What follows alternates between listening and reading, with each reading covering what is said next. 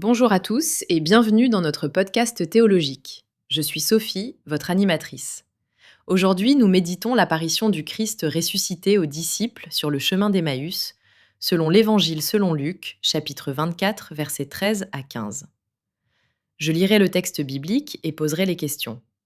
Paul, théologien, nous aidera à approfondir la portée christologique, ecclésiologique et doctrinale de ce passage à la lumière des pères de l'Église.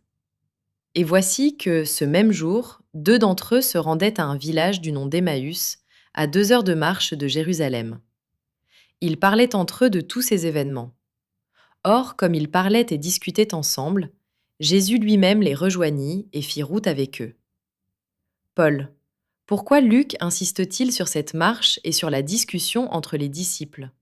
La marche vers Emmaüs représente un cheminement spirituel et intellectuel. Les disciples sont encore dans le doute et la perplexité.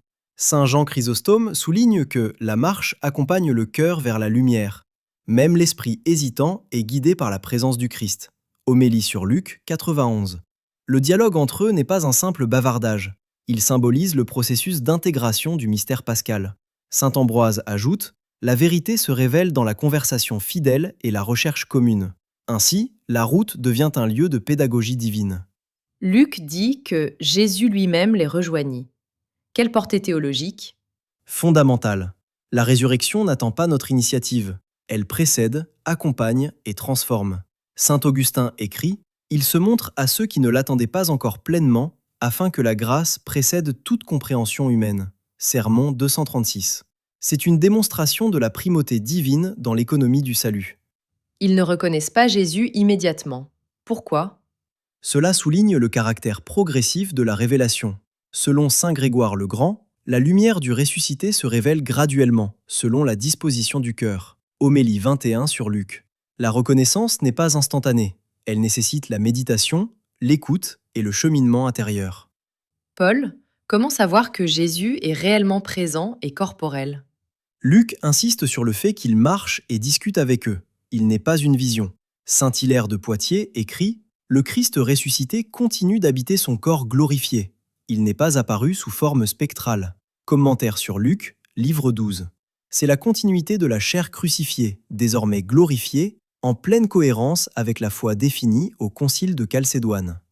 Pourquoi Jésus marche-t-il à côté d'eux sans se faire immédiatement reconnaître ? C'est une pédagogie divine. Le Christ enseigne par la conversation, la patience et l'accompagnement. Saint Jean Chrysostome souligne : il est proche sans imposer sa présence. Il transforme le cœur avant que les yeux ne le voient. Homélie sur Luc 92. L'expérience de la résurrection se déploie progressivement, comme une initiation au mystère pascal.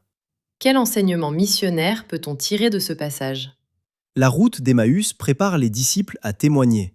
La reconnaissance progressive de Jésus transforme leur vie intérieure et les prépare à l'annonce. Origène écrit : la rencontre intime avec le ressuscité prépare à la mission ecclésiale. La foi ne se limite pas à la contemplation, elle s'envoie dans le monde. Commentaire sur Luc, livre 9.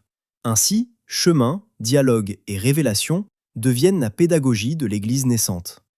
Paul, synthèse ? Ce passage affirme : 1. La marche symbolise le cheminement spirituel et intellectuel. 2. La discussion entre disciples représente la maturation dans le doute. 3. La présence corporelle du ressuscité confirme la réalité de la résurrection. 4. L'initiative de Jésus montre la primauté divine dans le salut. 5. La reconnaissance progressive enseigne la patience et l'accompagnement du Christ. 6. L'expérience prépare à la mission ecclésiale et à la proclamation de l'Évangile. 7. Toutes ces interprétations sont cohérentes avec la tradition patristique et la doctrine conciliaire. Merci Paul.